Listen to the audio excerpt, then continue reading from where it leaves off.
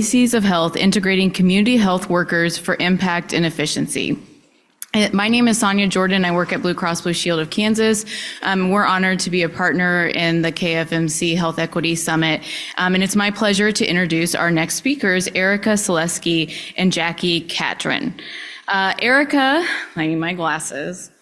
Erica is a managing member of ES Advisors LLC, which provides consulting services to state and local governments and community-based nonprofit and for-profit organizations that are focused on making investments in healthcare and improving health outcomes of marginalized communities. Erica is an accomplished public policy professional with more than 15 years of experience in federal, state, and local healthcare policy, delivery, and administration. Erica offers expertise and proven track record in project management, Medicaid managed care contracting and care coordination, public policy analysis, and federal policy negotiation. Erica has a Bachelor of Psychology from American University in Washington, D.C., and a Master of Public Policy from the University of Chicago in Chicago, Illinois. I'm going to go ahead and introduce both, and then we'll welcome Erica to the stage. Jackie is the Section Director for the Community Health Worker Program at the Kansas Department of Health and Environment. Jackie received her Master's in Public Health from Des Moines University and a Bachelor's in Healthcare Administration from Washburn University. She is a member of the Citizen Band Potawatomi Nation. Prior to joining KDHE, Jackie worked in the long-term care industry as a physical therapy assistant, director of rehab, and a nursing home administrator. While working in long-term care, she gained firsthand insight into the profound impact of various life factors on patients' health. She implemented an integrated care approach within her team that prioritized whole-person care and included every department within the facility, conducting thorough analyses, understanding patient preference, and addressing their health and wellness needs. In this role, Jackie has continued this strategy as integrating community health workers with the holistic care approach enhances the ability to address the complex needs of patients by leveraging community resources and support systems effectively. Please join me in welcoming Erica and Jackie.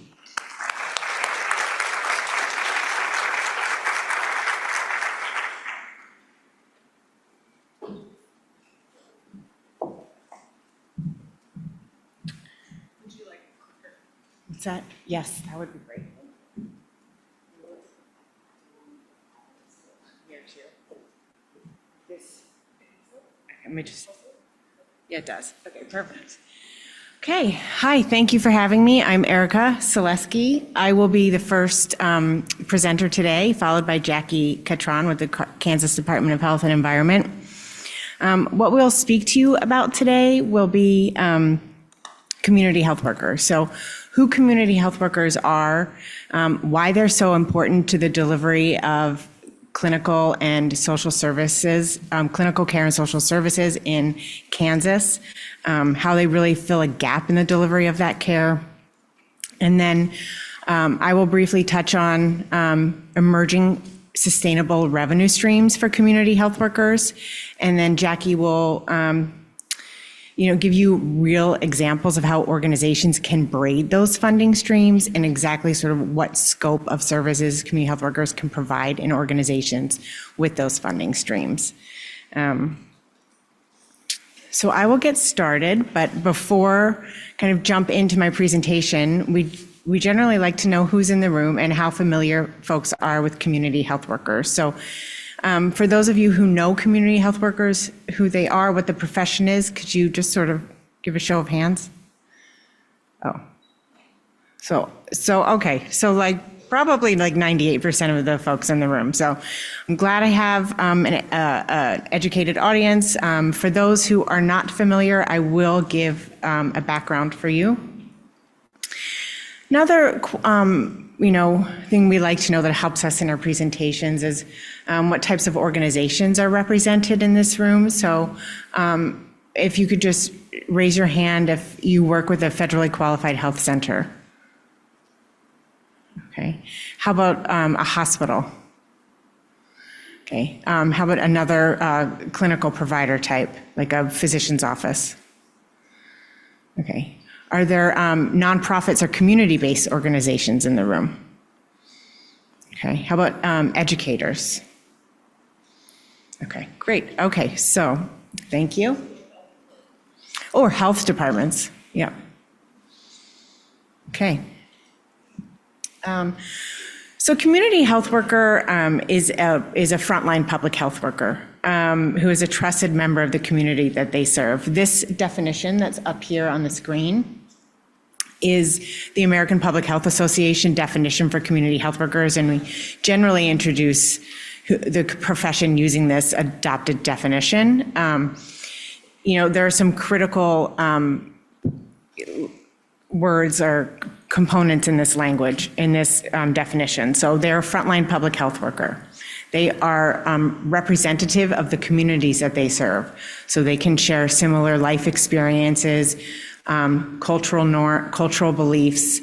So they have something that binds them to the community and the clients that they are serving, and shared experience or similarities in background.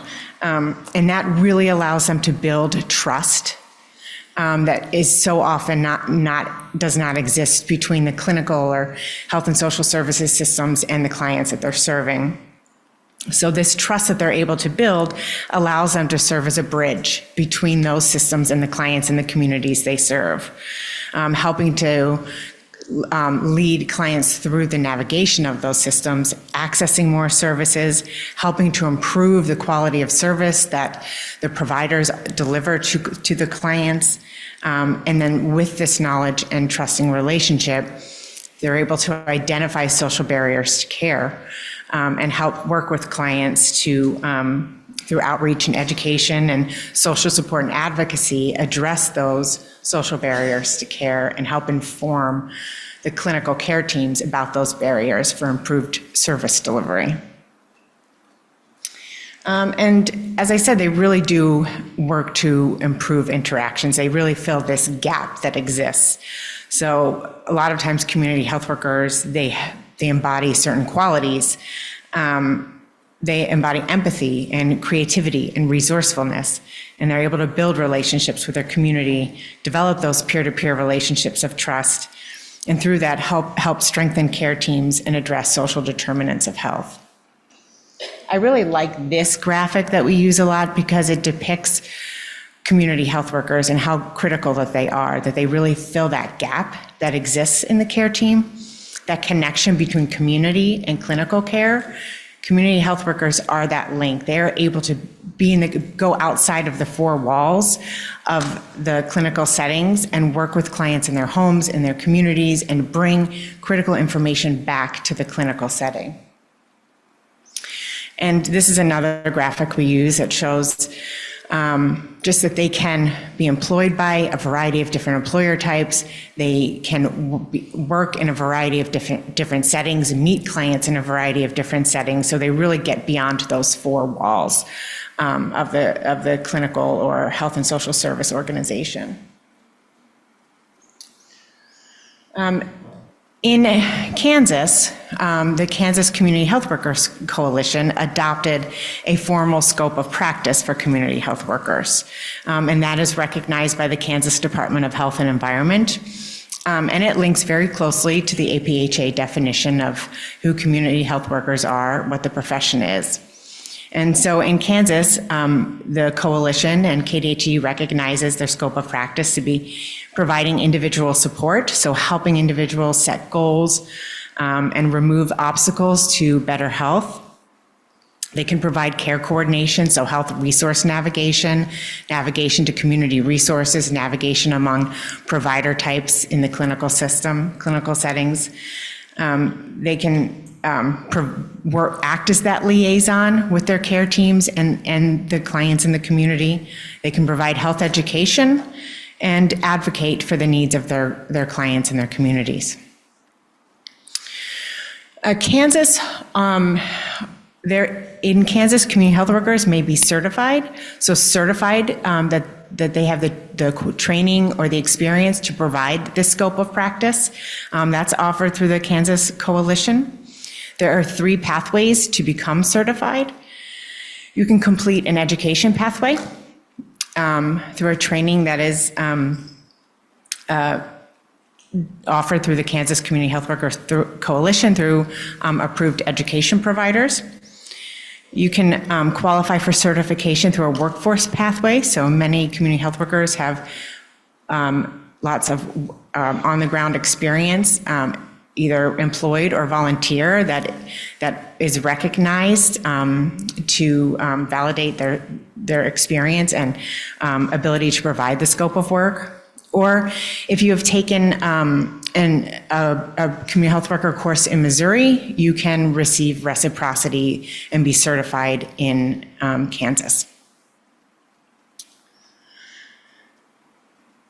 Okay, so for many years, community health workers were funded through time-limited funds, and still in a lot of cases are, through time-limited grant funds. So I'd like to start this next section where I talk about some emerging sustainable reimbursement streams by setting the framework for sustainability for community health workers. The National Association of Community Health Workers defines sustainability as, when organizations use multiple funding sources to fully integrate a community health worker into their organization's budget and workflows. So similar to a nurse or a social worker, they are fully integrated and sustained through braiding and blending of funding streams. And that is our goal in providing this technical assistance about these emerging funding streams to help organizations transition community health workers in Kansas from time-limited grant-funded positions to full integration into their organizations, because we know how critical their scope of work is and what an important gap they fill in the delivery of care. There are two emerging reimbursement streams, funding streams, that can be leveraged in Kansas for community health workers for clinical organizations. And this is Medicaid and Medicare. These are two new, relatively new reimbursement opportunities. So in Kansas, Medicaid, which is a program that is funded and administered jointly between the state and the federal government. Kansas, in maybe early 2023, applied to the federal government to amend the plan that their plan to deliver Medicaid to include community health worker services. And it was approved, and as of July 1st, 2023, Kansas reimburses for community health worker services. Kansas Medicaid does. Initially, the rates were very, very low, but Kansas Medicaid increased those rates effective July 1st, 2024. I will give you a little bit of an overview of how that their services are structured in Kansas Medicaid, and then talk about the Medicare reimbursement opportunities. So in Kansas Medicaid, community health workers can conduct these activities, which closely align with the coalition and KDHE's adopted scope of work.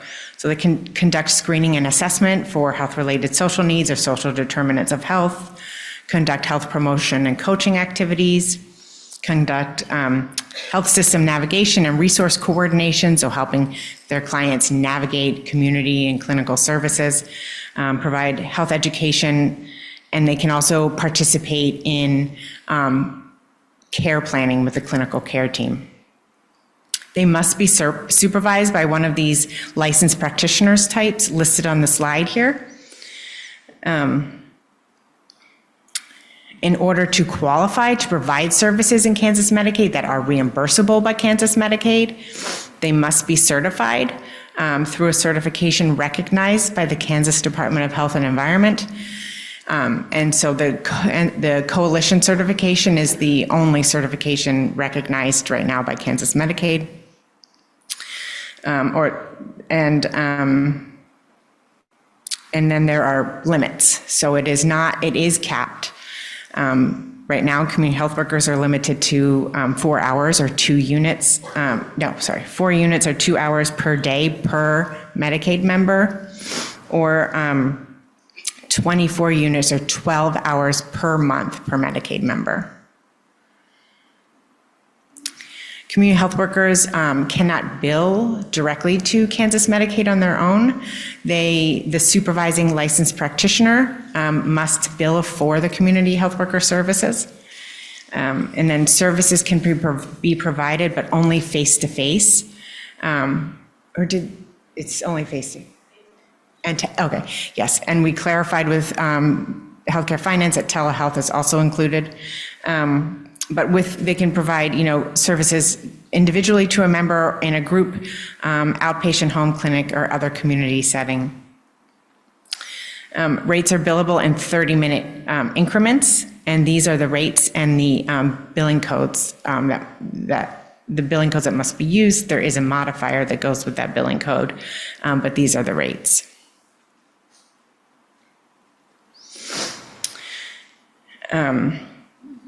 Should I take questions? Does anybody have any question? I've been talking a while. I'm about to go into Medicare, so if there's anything burning, I will take a question.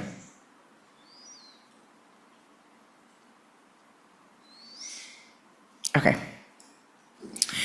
So every year, Medicare releases its physician fee schedule. In 2024, in the fee schedule, they introduced 3 new categories of services for addressing social determinants of health. It's community health integration, SDOH risk assessments, and principal illness navigation. I will give you an overview of these 3 and then hand it over to Jackie. Community health integration is really the most closely aligned with community health worker services. Community health integration, or CHI, is the terminology I'll use.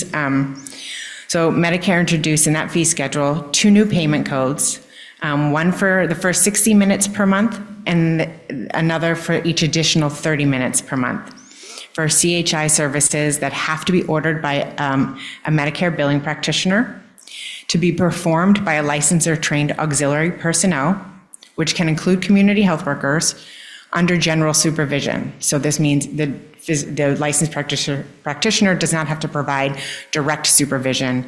The supervision is general.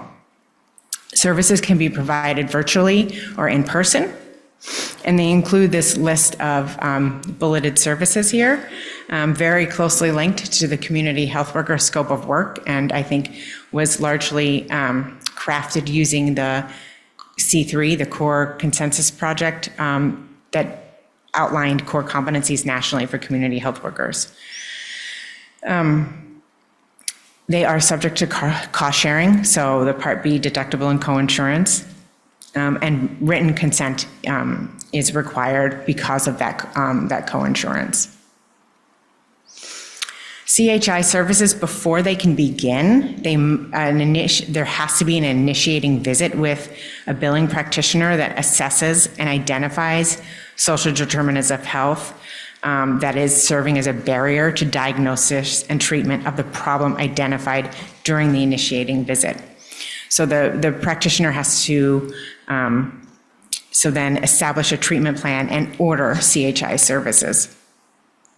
And there are specific types of initiating visits that qualify. Medicare is clear that CHI can be performed by a third party, such as a nonprofit or community-based organization under contract with the billing practitioner. But in that case, CHI is required the clinical integration is required. So that means, monthly CHI encounter notes, clinical integration team, meetings with the CHW and the supervising practitioner, reevaluations, and then documentation in the medical record is required. CMS says that anyone who provides CHI services must be certified or trained to perform all the included service elements that they listed in the regulation, or meet state licensure requirements if applicable. In Kansas, I think the CHW certification would qualify as the training. There is no limit or cap. So an organization can bill for CHI services as many times per month, as long as they are medically necessary and delivered according to a plan of care. There has been ambiguity about whether or not FQHCs, whether there's a limit to how many times they can bill in a month. Well, we're hoping that the 2025 physician fee schedule clarifies that and allows them to bill, clarifies there is going to be no cap on FQHCs, RHCs as well. So we're hoping that the 2025 fee schedule clears that up. These services can be provided concurrently with other Medicare Part B care management services, such as chronic care management or transitional care management. Billing would be on the aggregate time spent providing CHI on behalf of the beneficiary. And as I said before, there are 2 codes, one for the first 60 minutes, another for each additional 30 minutes, and only one provider can bill for CHI for the same beneficiary in a calendar month. CMS also created a code to pay for an SCOH risk assessment conducted during an E&M visit. This can be billed once every 6 months. It has to be furnished by the practitioner on the same date as the visit and documented in the medical record. And they have to use an evidence-based standardized tool such as Prepare or Accountable Health Community Screen. And then the last new Medicare service that could be provided by community health workers, those with community health worker training, is CHI. Principal Illness Navigation, or PIN. It is very similar to CHI. The scope of services is the same, except they've separated this out because this is for people with high-risk serious conditions or behavioral health needs, and have conditions that are expected to last more than 3 months, or there's a significant risk of decline. And CMS says this is separate also because these individuals may or may not have social barriers to health, so social determinants of health needs, but they will have significant health system facing needs. And so they separated these two services because of that. And they separated principal illness navigation into those with serious health needs, and then principal illness navigation peer support for peer support specialists working with individuals with behavioral health needs. The training is very similar. They must have training in the relevant PIN services. Again, those services mirror the CHI services, but also in the applicable high-risk condition, illness, or disease that they are working with. And if they are billing PIN peer support, the auxiliary personnel must have training that meets SAMHSA's national model standards for peer support certification.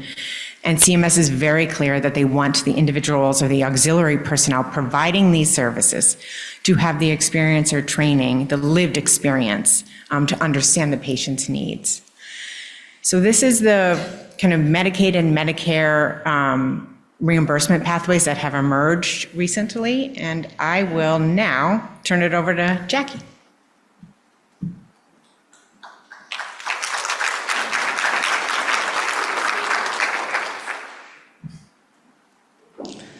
Okay, thank you, Erica. Do you need your glasses?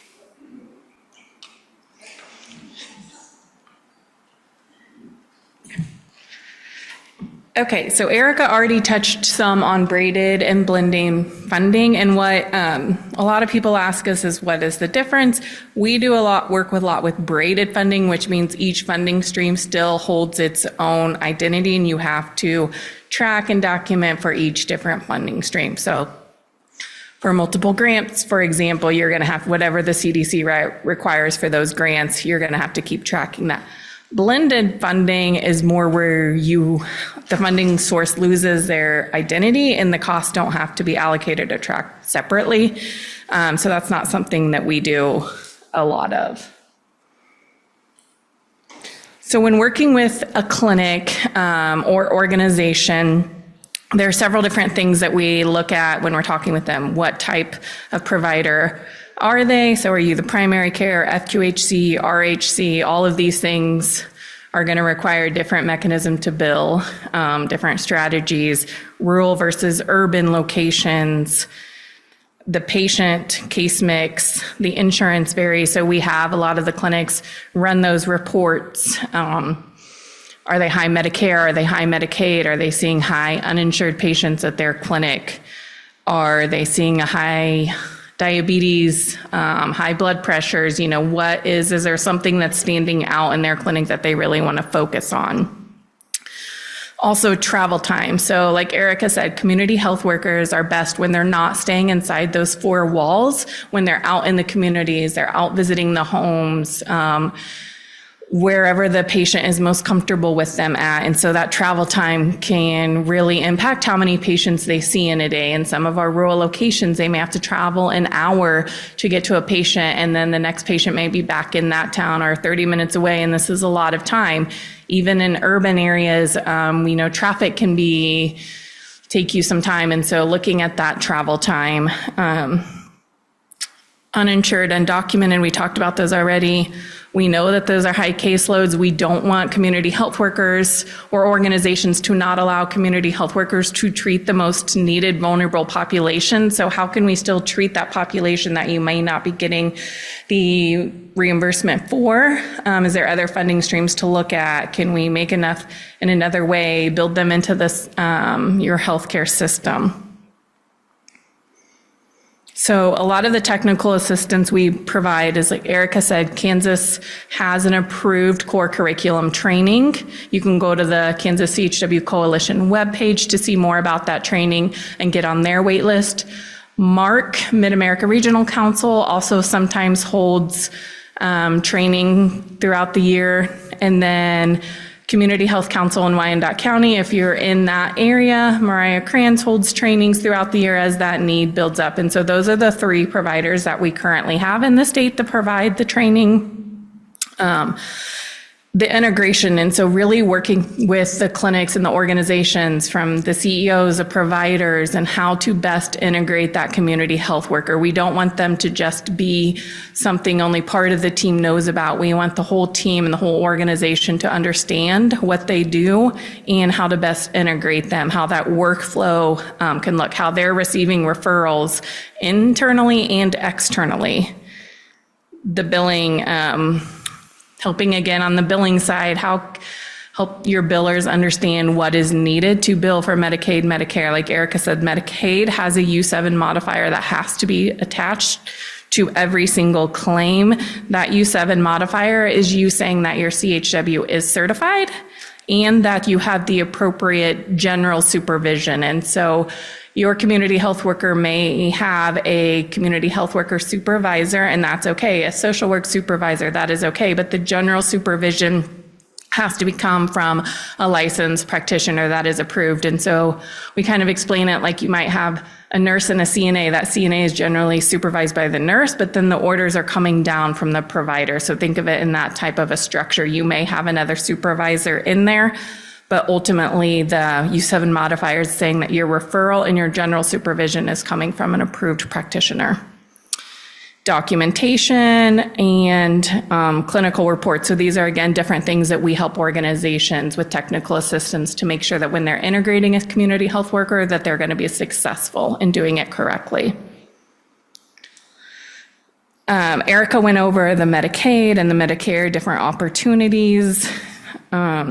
So some of our clinics, when we're working with them, are already doing chronic care management. So it's explaining how can that community health worker help in that area, or transitional care management, any of these things. How can the CHW that maybe you didn't think about using in that type of billing system work in that area?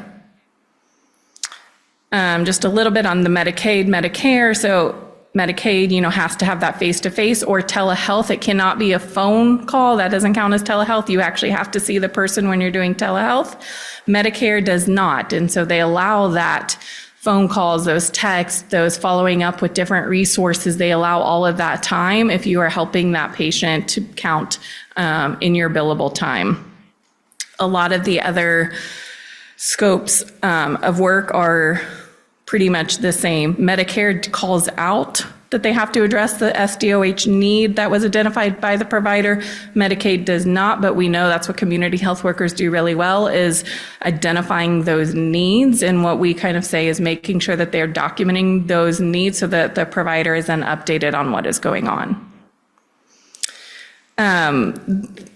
Documentation. So when you're looking at the reimbursement option, the CHWs must have access to that EHR system.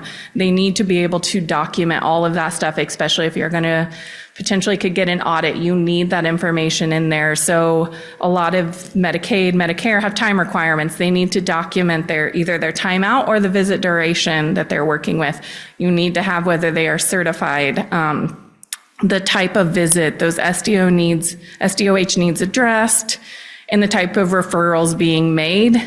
We have also been working with Community Care Network of Kansas, and they have been developing a Medicaid/Medicare CHW template, working with eClinicalWorks. They're going to, once that one is done, hoping to go into other systems, Epic. I know there are a ton of other EHR systems, but that was the most common one, and so that's the one we're working on first, and then that'll be released to anyone in Kansas using eClinicalWorks to be able to use this template. This is something we developed, again, working with, so for providers can see. So if you get a patient that has, and this is just, a little list of what you might be seeing in positive SDOH screening, a new diagnosis. We have clinics that have partnered with their hospitals and get those recent ER visits or those recent hospital discharges are great patients to send to the CHW team. And then what the community health workers are doing, and then how they're going to document that back to the clinical team. This is part of a document that I actually just got approved last week. And so it is an Excel sheet where organizations can put in what their CHW salary plus benefits is. It will then populate down to calculate costs.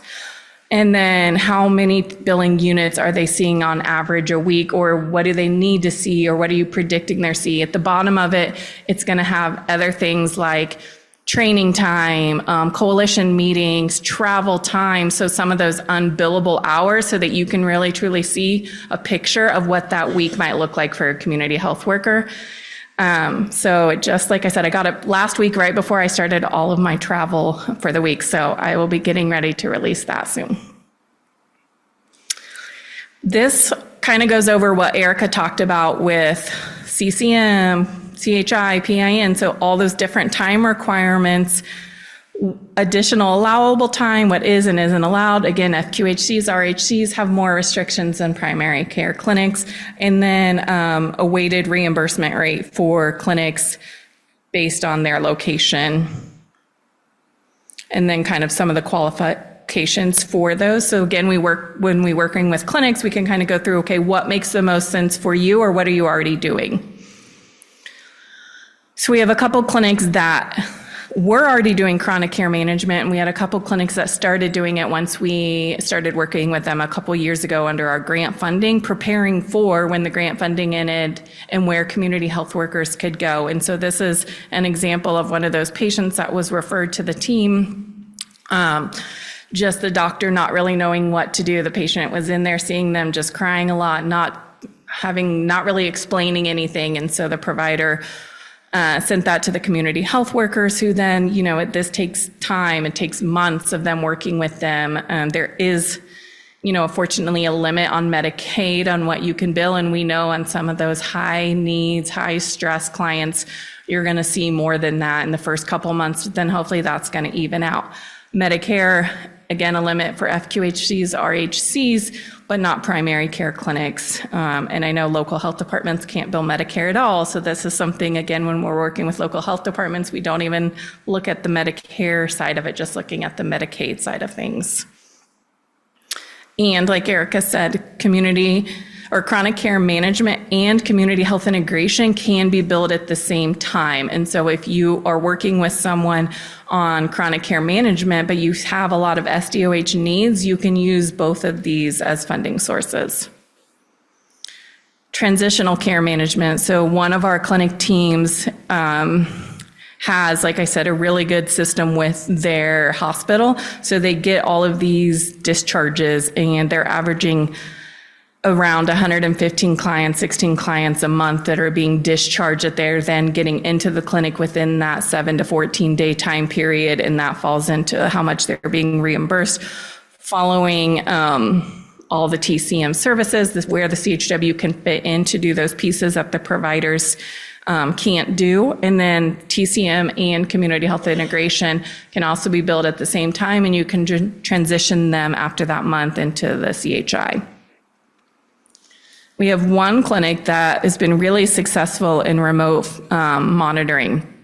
So they've seen the value in it. They ordered several blood pressure cuffs, some blood glucose that they could use with their patients that would report back into the system. And so I don't have my notes up here, but they're seeing an average of 50 clients a month with this. And at their clinic, they're not an FQHC, they're not an RHC, they bill an average of $40 per month for those 50 patients. And so they're able to bring in quite a bit of income from just this program alone.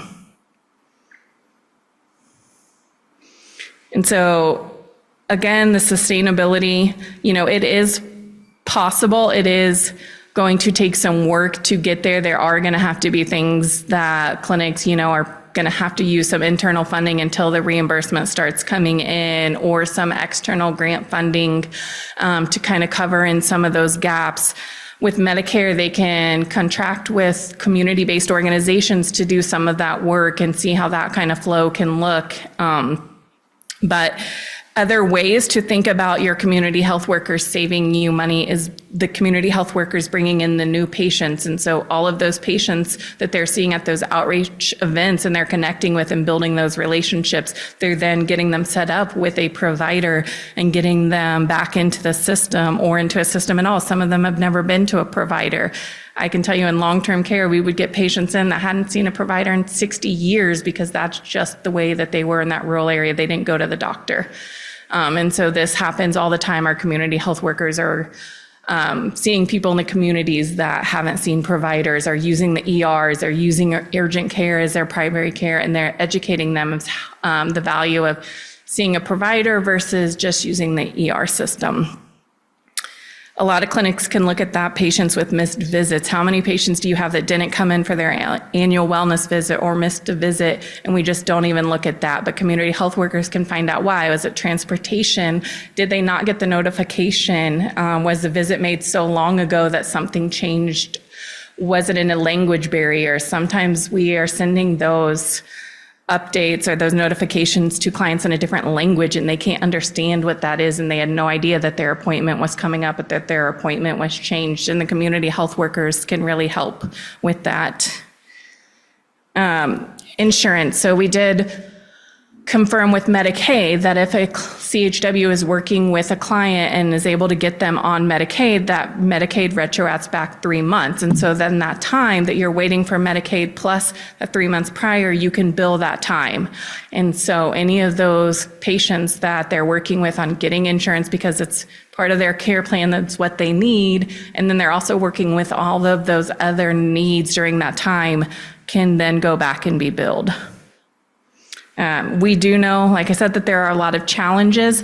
One thing Erica and I do a lot of is Erica has a rolling sheet of when clinic or organizations are trying to do this and what those challenges and what those barriers are. And then we use that to kind of go back to Division of Healthcare Finance and say, this is what people are seeing. This is where the barriers are, whether it's a local health department that maybe doesn't have an on-site provider all the time, but so then we've gotten the approval for standing orders, or it's someone that, is in a rural area and is only seeing 5 patients a week, and that's not enough to sustain. How can we advocate for an increase? We were able to get an increase this year, but we want to keep building that things so that we can go back and ask for more and really show that difference.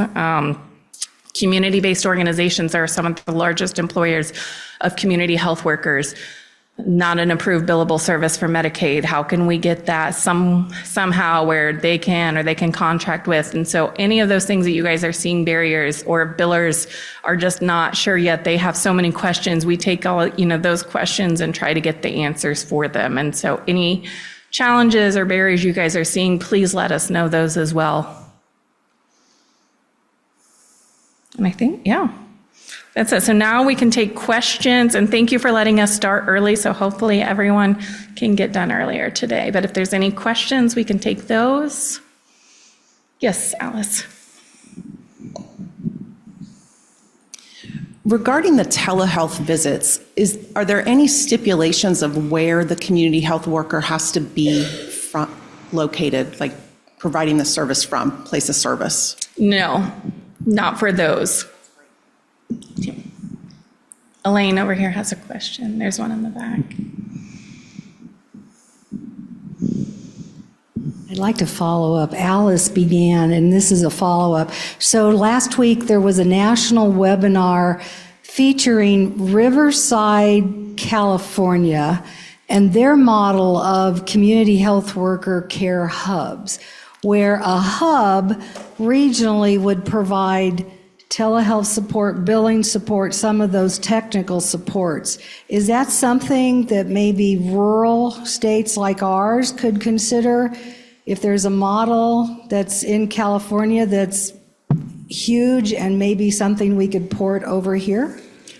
Ohio has a really good model of community health worker care hubs. Erica and I presented with her in Washington, and it was a really great model. Erica knows more about community care hubs than I do. That's not my specialty. I know it's something that they've tried to do maybe in Missouri, but I don't know how successful that was.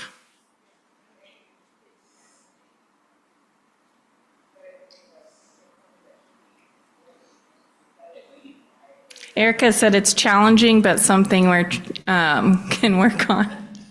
I know Western Kansas. Oh, okay. I know there's a community-based organization in Western Kansas, Live Well Finney County. She's been working with some partners to see if that's a possibility out in Western Kansas. And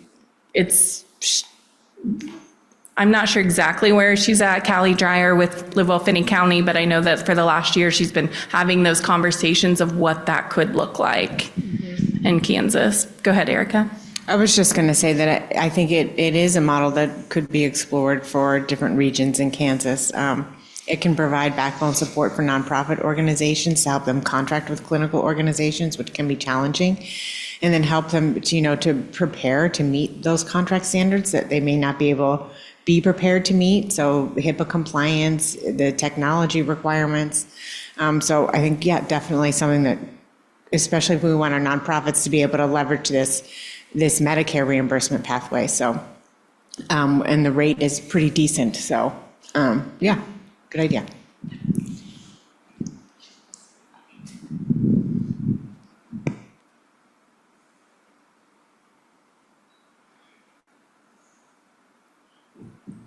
Thanks. You've both spoken a lot about the need for documentation of the work of community health workers. Just a couple questions about that. EHRs are kind of a problem for nearly everyone. Are all the EHR vendors supporting these kinds of codes without any problem? Is just a general question. Also, do the community health, well, let me ask it this way. Two questions. What kind of information or data do the community health workers generate that is fresh data on patients that could be useful for research purposes, let's say? And secondly, what access do they have to the patient's entire record if they're looking at it, to help their support of the patient? I could say the majority of the clinics that we've worked with do not allow them access to the entire record. So they have access to different pieces depending on the organization.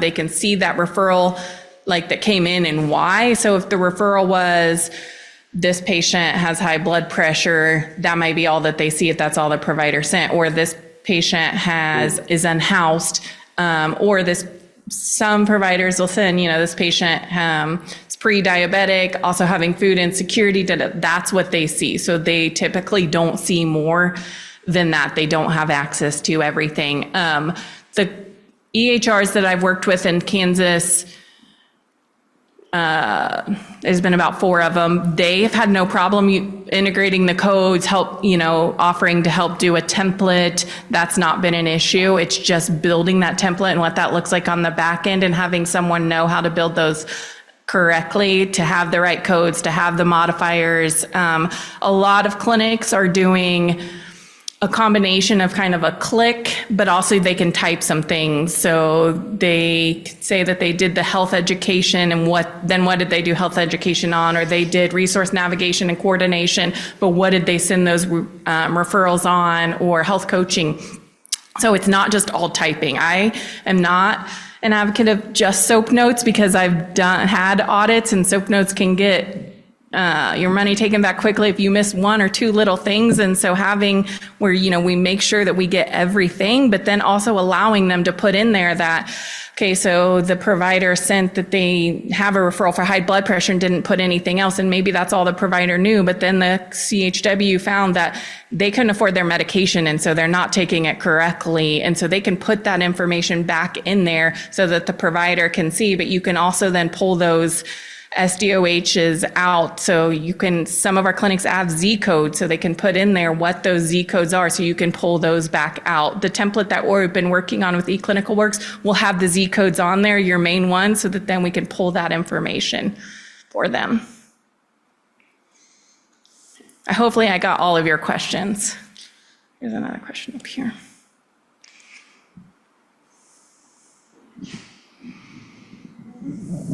I want to start out by saying I'm not a biller or coder, so I don't have all that information, but my basic understanding is that we must bill everyone equally for equal services. So how do we, considering health equity and helping the most vulnerable patients, how do we get these critical services to patients that are uninsured without them collecting huge balances?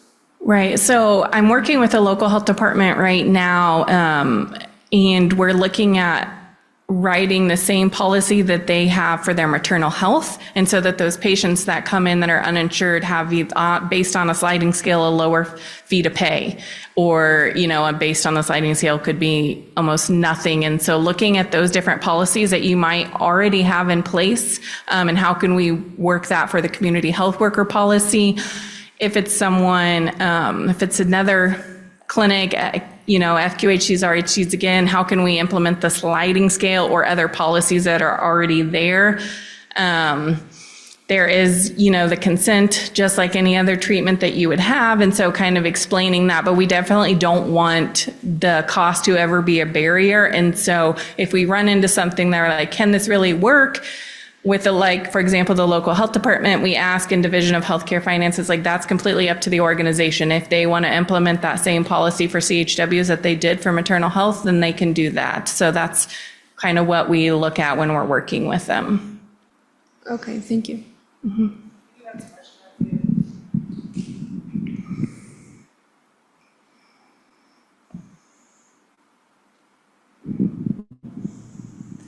The question on Zoom is, what is the need you see in exchanging, connecting, and collaborating systems within data interoperability? Any info on what solutions you are looking for in improving organizations' infrastructure and in order to solve the current health equity issues? You might have to read that to me twice. Okay, so using the data to help solve the health equity issues? Any info on what solutions you are looking for improving organizations' infrastructure and in order to solve the current health equity issues? If you need to come read the question, you're more than welcome, because it's sounds like it's a long one. Yes. So some of that, I know that we run into clinics that are like, well, I don't like doing the SDOH screenings because then I don't have any resources. I can't, what do I do if they need housing, but there is none, or they need transportation and we have none? But what we kind of say is we can use those then to take those to upper, to the state, to higher ups in our KDHE division, to other sections and say, this is how many we're finding. So out of all of these SDOH screenings, 50% were transportation needs, and they only could fill one of those. And so even though it's not the ideal way, it does help us to take that data and elevate it up to show where those missing needs are. Same with adding the Z codes. We're hoping to use some cross data with that to again show where those health equity needs across the state and where we need to send those resources the most. I don't know, uninsured, we know we're not a expanded state. Unfortunately, that hits a lot of people. There's not, much we can do on that until that improves. I don't really have answers for that part of that health equity part. Did I answer enough of that question? Okay.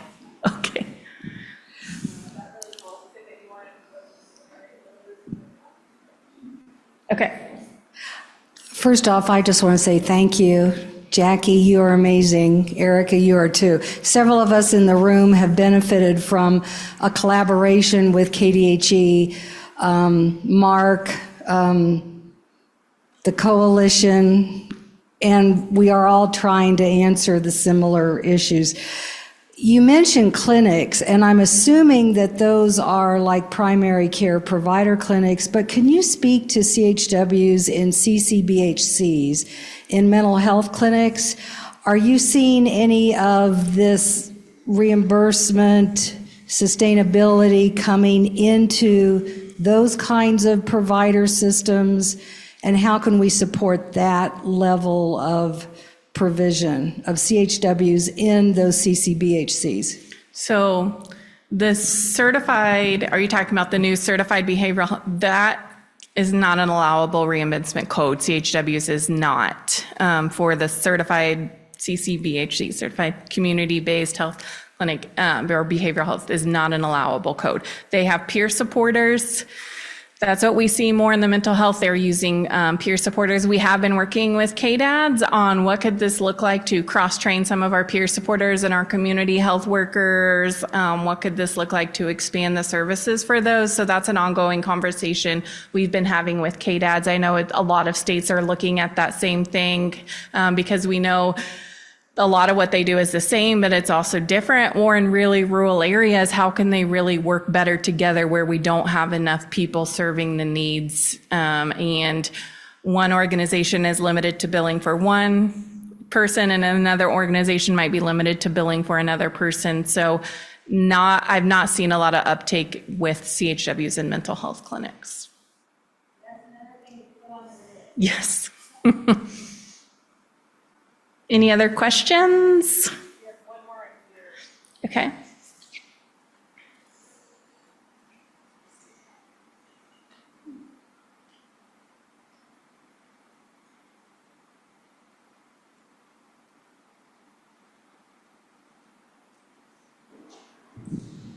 All right, question on Zoom. Have you heard of any discussion around providing financial incentives for the usage of Z codes to allow for better identification of social determinants of health?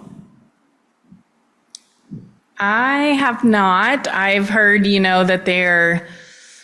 that those social measures are going to be a requirement for hospitals to measure and for more of that to come down, but I've not heard that they're actually going to give you a financial incentive for it, just that they're going to start requiring it more. I don't know if there's any other experts in the room that have heard much about the Z codes. No, doesn't look like it.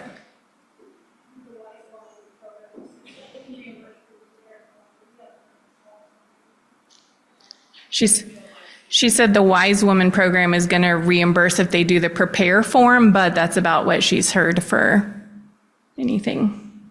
I know CMS is incorporating some things in the Z code through the value-based purchasing or the money that's held back. I can't speak to it at this moment, but Yeah, CMS has plans, and it's been in the Federal Register talking about the Z codes and how they will reimburse for that within the value-based purchasing side or the money that's held back and re-earned in Yeah. some fashion, I'll just say.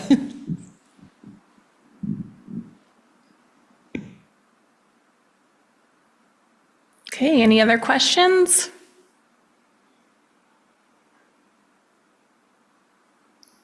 Doesn't look like, all right, thank you guys.